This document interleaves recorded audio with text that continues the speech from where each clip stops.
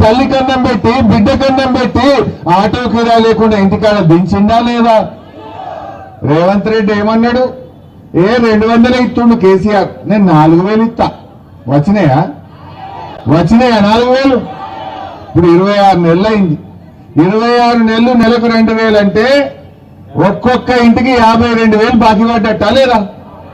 52,000 బాకీ పడలే? ఇప్పుడు మీరు యాడ్ చేసుకోండి. కేసీఆర్ గెలవంగానే 2000 చేస్తా అంటే మొదటి నెలనే 2000 చేసిండు, గెలిచిన తెల్లారే చేసిండు. వీడిప్పుడు 2.5 ఏళ్ళు అయింది, సగం పీరియడ్ అయిపోయింది. ఇంకెప్పుడు ఇస్తాడు? ఇప్పుడు పైసలు పంపిండట. ఇగో గజ్వేల్ కేసీఆర్ని కదా ఎట్లనే చేసి ఉడగొట్టే మనం బాగా తిట్టచ్చు అని కట్టలు పంపిండట రేవంత్ రెడ్డి. ఇక కాంగ్రెస్ వాళ్ళు వచ్చి పొద్దుకి మీ ఇళ్ళ ఫుల్ ఓటుకు 5,000 ఇస్తారట. తీసుకుంటారా? ఓట్లు పెట్టుకోమంటారట. నేను ఒకటే అంటున్నా, అవి మనం కొట్టిన సంపాదించినే. ఒట్టు పెట్టుకోమంటే ముందే మనసులు అనుకోవాలి. దేవుడు ఇది ఉత్తుతో ఉంటే నేను, ఎందుకంటే మేము నియ్యదు తప్ప మాకు అన్నం పెట్టిన కేసీఆర్కే వేస్తామని మనసులు అనుకోవాలి. తేరాబాయ్ ఈ 5 కాదు 52,000 బాకీ పెట్టి అక్కడ పోవాలి. ఇవి తీసుకున్నాక అడగాలి, అంతేనా లేదా?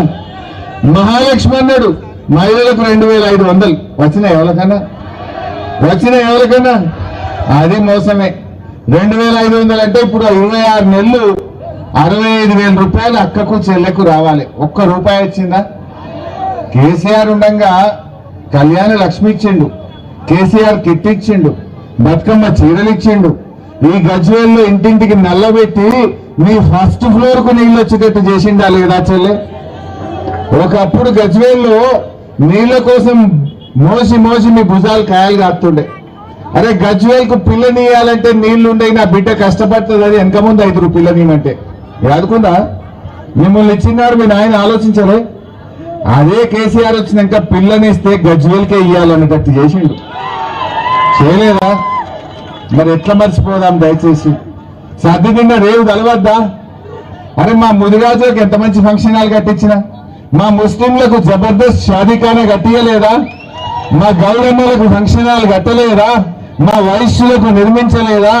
మా ఎస్సీలకు అంబేద్కర్ భవన్ కట్టలేదా? మా గొల్ల కుర్మలకు యాదవులకు భవనం కట్టలేదా? ఎవరికి కట్టలేదు. రాజకులకు కట్టినాం, అందరికీ కూడా ఆత్మగౌరవ భవనాలు కట్టించినాం గజ్వేల్. క్రిస్టియన్ భవన్ కూడా కట్టించినాం గజ్వేల్.